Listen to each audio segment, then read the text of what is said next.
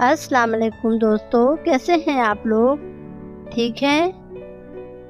آج میں آپ لوگوں کو جو کہانی سناؤں گی اس کا نام ہے بادشاہ اور شاہین۔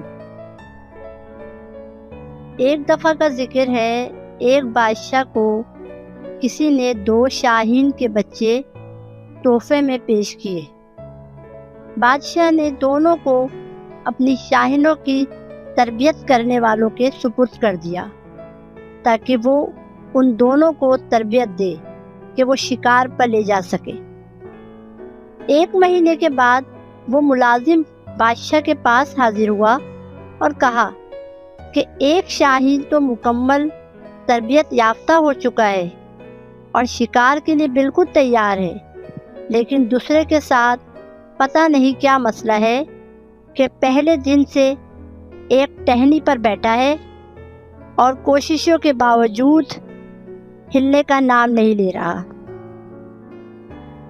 اس بات سے بادشاہ کا تجسس بڑھا اور اس نے درباری حکیموں اور جانوروں اور پرندوں کے ماہرین سے کہا کہ پتہ لگائیں آخر وجہ کیا ہے۔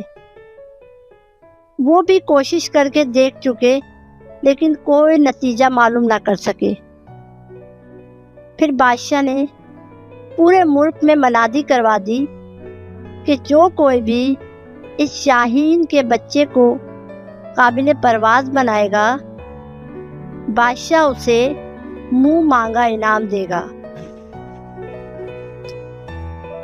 کتنے ہی لوگ بادشاہ کی خدمت پہ حاضر ہوئے اس کام کو انجام دینے کے لیے، لیکن کوئی بھی کامیاب نہ ہو سکا۔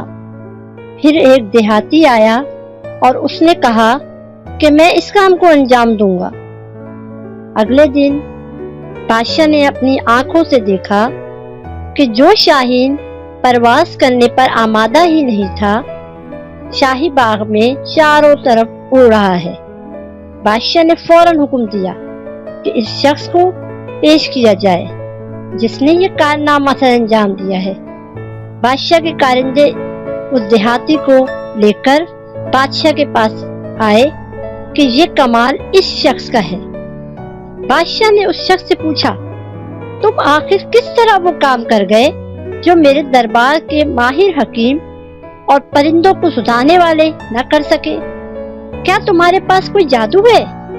وہ شخص بولا، بادشاہ سلامت، میں نے صرف اتنا کیا کہ جس ٹہنی پر یہ بیٹھا ہوا تھا وہ کاٹ دی اور زمین کی طرف گرتے ہوئے جبلی طور پر اس کے پر کھل کر پھڑپڑائے اور اسے پہلی دفعہ احساس ہوا کہ اس میں طاقت پرواز ہے۔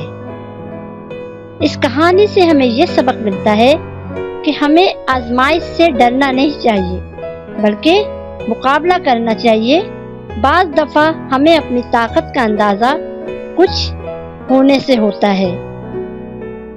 اگر میری کہانی پسند آئی ہو تو میرے چینل کو سبسکرائب کر دیں اور میری ویڈیو کو لائک اور شیئر ضرور کیجیے گا۔